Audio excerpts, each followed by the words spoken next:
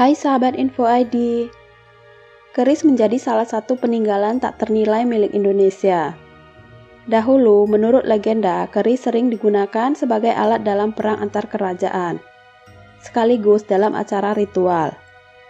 Tapi sekarang, keris banyak digunakan sebagai pelengkap dalam busana, salah satunya adat Jawa, dan juga sebagai koleksi di beberapa museum.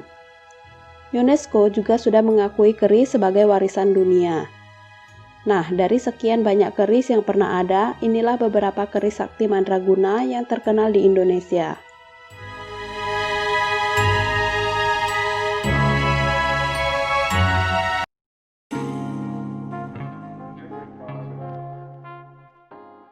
Keris Naga Sasra dan Sabuk Inten.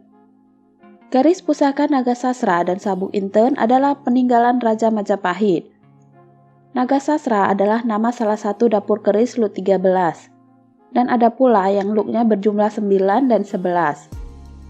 Sehingga penyebutan nama dapur ini harus disertai dengan menyatakan jumlah Lutnya agar tidak salah. Pada keris dapur Naga Sasra yang bagus, sebagian banyak bilahnya diberi kinatah emas. Dan pembuatan kinatah emas semacam ini telah dirancang oleh sang empu sejak awal pembuatan. Pada tahap penyelesaian akhir, sang empu sudah membuat bentuk kinatah sesuai rancangan. Bagian-bagian yang kelak akan dipasang emas diberi alur khusus berupa pamor untuk tempat pemasangan kedudukan emas. Dan setelah penyelesaian wilah selesai, maka dilanjutkan dengan penempelan emas oleh pandai emas dari dalam kerajaan. Salah satu pembuat keris dengan dapur Naga Sasra terbaik adalah karya Empu Kinom. Merupakan seorang empu yang terkenal dan hidup pada akhir zaman kerajaan Majapahit.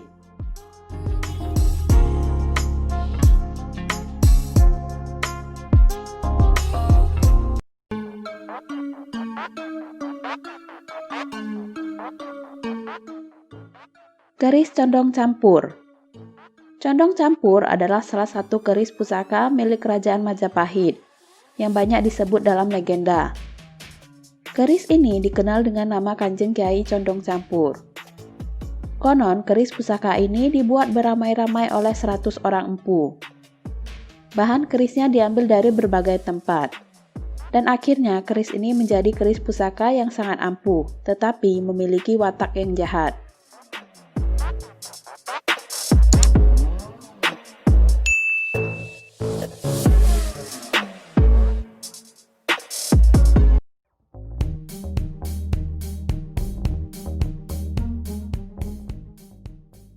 Keris Kyai Setan Kober.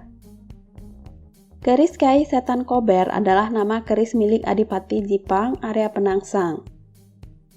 Keris ini dikenakan pada waktu ia perang tanding melawan Sutawijaya. Suatu saat tombak Kyai Peleret yang dipakai Sutawijaya mengenai lambung Arya Penangsang, sehingga ususnya terburai. Arya Penangsang dengan sigap menyangkutkan burayan ususnya itu pada rangka atau sarung hulu keris yang terselip di pinggangnya, dan terus melanjutkan bertempur. Saat berikutnya Sutawijaya terdesak hebat dan kesempatan itu digunakan oleh Arya Penangsang untuk segera menuntaskan perang tanding tersebut. Dengan mencabut keris dari dalam rangka atau ngeliga keris. Dan tanpa sadar bahwa wila atau mata keris Kyai Setan Kober langsung memotong ususnya yang disangkutkan di bagian rangkanya. Dan ia seketika tewas. Sutawijaya terkesan menyaksikan betapa gagahnya Arya Penangsang dengan usus terburai yang menyangkut pada hulu kerisnya. Ia lalu memerintahkan agar anak laki-lakinya kelak kalau menikah meniru Arya Penangsang dan menggantikan burayan usus dengan rangkaian atau ronce bunga melati. Dengan begitu, maka pengantin pria akan tampak lebih gagah. Dan tradisi tersebut tetap digunakan hingga saat ini.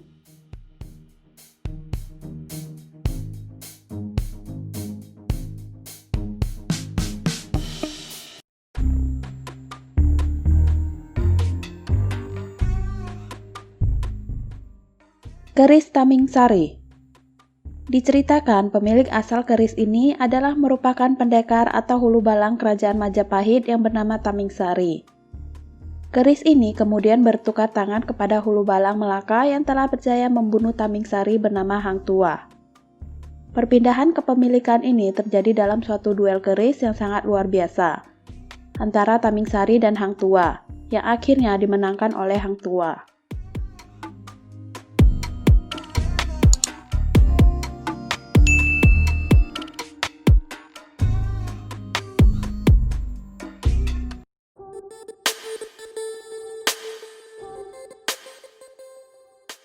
Keris Empu Gandring.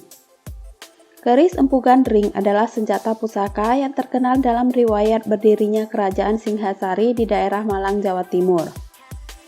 Sekarang keris ini terkenal karena kutukannya, yang memakan korban dari kalangan elit Singhasari termasuk pendiri dan pemakainya Ken Arok. Dibuat oleh seorang pandai besi yang dikenal sangat sakti yang bernama Empu Gandring atas pesanan Ken Arok. Setelah selesai menjadi keris dengan bentuk dan wujud yang sempurna, bahkan memiliki kemampuan supranatural yang konon dikatakan melebihi keris pusaka masa itu. Singkat cerita, Ken Arok justru menusukkan keris itu ke Empu Gandring. Dalam keadaan sekarat, Empu Gandring mengeluarkan kutukan. Keris tersebut akan meminta korban nyawa 7 turunan dari Ken Arok. Dalam perjalanannya, keris ini terlibat dalam perselisihan dan pembunuhan elit kerajaan Singhasari, yakni Tunggul Ametung, Ken Arok, Anusapati, dan keturunan Ken Arok.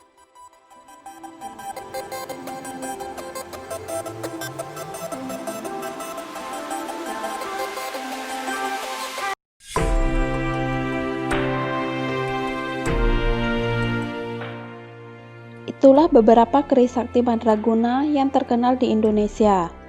Sampai di sini dulu ya videonya. Jangan lupa di like, komen, subscribe, dan di share ya. See you.